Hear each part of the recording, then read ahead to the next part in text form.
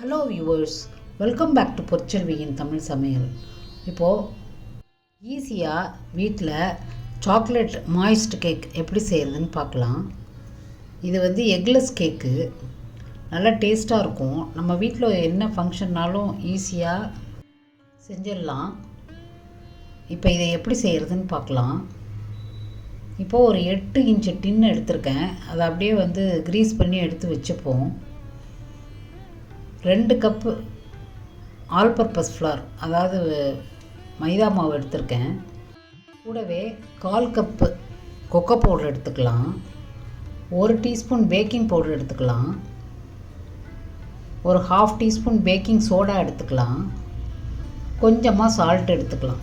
இது எல்லாத்தையுமே சளிச்சுக்கணும். 2 தடவை இல்லை 3 தடவை நம்ம சளிச்சிட்டா தான் பேக்கிங் பவுடர் பேக்கிங் சோடாலாம் எல்லா இடத்துலையும் நல்லா மிக்ஸ் ஆகிடும். இது நல்லா மிக்ஸ் ஆனால் தான் நமக்கு கேக் நல்லா சாஃப்டாக எல்லா இடமும் நல்லா இருக்கும். ஒரு 2 கப்பு சுகர் எடுத்துக்கலாம். இப்போ 2 கப்பு மைதா மாவு எடுத்தால் 2 கப்பு சுகர் எடுத்துக்கலாம். ஒரு 1/2 கப்பு தண்ணி விட்டுக்கலாம். ஒரு 1/4 கப்பு ஆயில் விட்டுக்கலாம், அதாவது ரீஃபைண்ட் ஆயில் விட்டுக்கலாம். மற்ற எண்ணெயெல்லாம் விட்டிங்கன்னா ஒரு மாதிரி ஸ்மெல்லு வந்துடும். கொஞ்சம் வெண்ணிலா எசன்ஸ் எடுத்துக்கலாம். எலுமிச்சம்பழ சாறு 1 டீஸ்பூன் ஊற்றிக்கலாம். இது எல்லாத்தையும் இப்போ நல்லா கலந்து விட்டுக்கலாம். விஸ்கு வச்சு கலந்துக்கலாம். அதாவது லம்ஸ் எல்லாம் எதுவும் இல்லாமல் நல்லா கலந்து விட்டுக்கணும். நல்லா கலந்துட்டு இதை கேக் டின்னில் ஊற்றிக்கலாம். ஊற்றிட்டு கேக் டின்னை ஒரு டேப் பண்ணிடணும். ஏர் பபிள்ஸ் இருந்தால் எல்லாம் வெளியில் போயிடும். இதை நம்ம அப்படியே கேக் கவனில் வச்சுக்கலாம், அல்லது சால்ட்டு போட்ட பேனில் கூட வச்சுக்கலாம். அடுத்தது நம்ம எப்படி நம்ம க்ரீம் செய்கிறதுன்னு பார்க்கலாம். இப்போ 100 கிராம் வெண்ணெய் எடுத்துக்கலாம். அதை நல்லா பீட்டரை வச்சு நல்லா ஒயிட் கலராக வர்ற அளவுக்கு, சாஃப்டாக ஃப்ளஃபியாக வர்ற அளவுக்கு பீட் பண்ணிக்கணும். இது கூட ஒரு 1/2 கப்பு பவுடர்டு சுகர் போட்டுக்கலாம், அதாவது நுணுக்குன ஜீனி போட்டுக்கலாம். போட்டுட்டு இதையும் நல்லா பீட்டரை வச்சு பீட் பண்ணிக்கலாம். பீட்டர் இல்லாதவங்க நீங்கள் விஸ்கு கூட வச்சு நல்லா அடிச்சுக்கலாம். நல்லா வெள்ளை கலராக நல்லா சாஃப்டாக வந்ததுக்கப்புறம் தான் அடுத்தது நம்ம ஆட் பண்ண போகிறோம். இதை கொஞ்சம் கொஞ்சமாக சேர்க்கணும். சுகர் பவுடர் சுகர் உடனே எல்லாத்தையும் ஒன்றா சேர்க்காம நல்லா கலந்துக்கிட்டு திருப்பி கொஞ்சம் கொஞ்சமாக ஆட் பண்ணி தான் அதை பீட் பண்ணணும். இந்த க்ரீம் நம்ம ரொம்ப டேஸ்ட்டாக இருக்கும். நம்ம இதில் சீஸும் சேர்க்க போகிறோம்.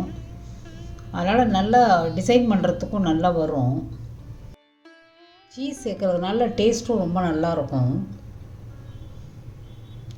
க்ரீம் சீஸ் சேர்த்துக்கலாம். நான் ஒரு 1/2 கப்பு க்ரீம் சீஸ் சேர்த்துக்கிறேன்.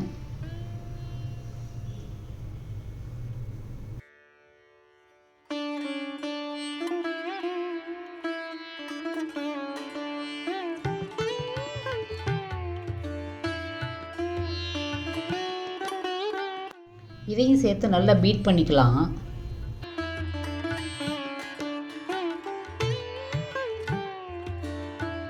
ஒரு டீஸ்பூன் வெண்ணிலா எசன்ஸ் விட்டுக்கலாம். எல்லாத்தையும் சேர்த்து நல்லா கலந்துக்கலாம்.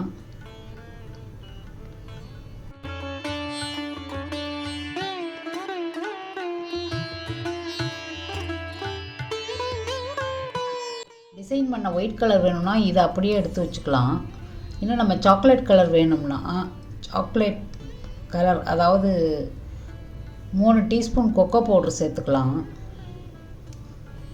அதை நல்லா சளிச்சு விட்டோம்னா தான் நல்லா எல்லா இடமும் நல்லா யூனிஃபார்மாக பரவும். ஒரு சின்ன பார், அதாவது டார்க் சாக்லேட்டை டபுள் பாயில் மெத்தடில் நம்ம மெல்ட் பண்ணிவிட்டு அதை அப்படியே இதோட சேர்த்துப்போம். இந்த சாக்லேட் சேர்க்குறதுனால இந்த க்ரீம் ரொம்ப டேஸ்ட்டாக இருக்கும்.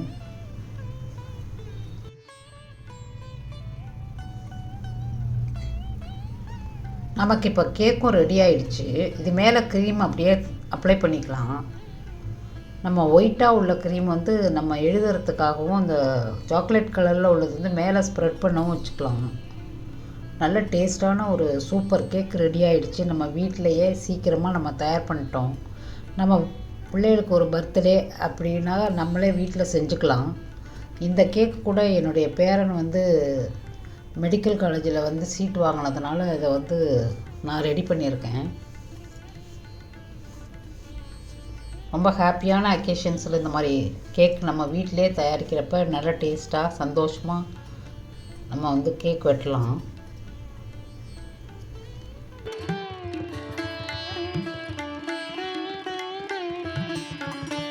இந்த மாதிரி நம்ம வேணுங்கிற அளவு டிசைன் பண்ணிவிட்டு நம்ம எழுதுறதும் எழுதிக்கலாம். அதில் இது எனக்கு ஒண்டர்ஃபுல் அண்ட் ஹாப்பி அக்கேஷன். அதனால் இந்த கேக்கை நான் வீட்டிலே செஞ்சது ரொம்ப சந்தோஷமாக எடுத்து செய்கிறேன். நீங்களும் உங்கள் வீட்டில் என்ன ஒரு ஹாப்பியான ஃபங்க்ஷன் வந்தாலும் இந்த மாதிரி கேக்கை ஈஸியாக செஞ்சு என்ஜாய் பண்ணலாம். நம்ம வீட்டிலே நம்ம செய்கிறப்ப ரொம்ப ஹாப்பியாக இருக்கும். இது நல்லா டேஸ்ட்டாகவும் இருக்கும். மேலே டெக்கரேஷன் நம்ம எப்படி வேணாலும் பண்ணிக்கலாம். பாருங்கள், சூப்பரான மாய்ஸ்ட் சாக்லேட் கேக் ரெடி ஆகிடுச்சு. இந்த வீடியோ உங்களுக்கு பிடிச்சிருக்கும்னு நினைக்கிறேன். பிடிச்சிருந்தால் லைக் பண்ணுங்கள், கமெண்ட் பண்ணுங்கள், ஷேர் பண்ணுங்கள். மறக்காமல் சப்ஸ்கிரைப் பண்ணுங்கள். உங்கள் ஃப்ரெண்ட்ஸ் அண்ட் ஃபேமிலிக்கு ஷேர் பண்ணி விடுங்க.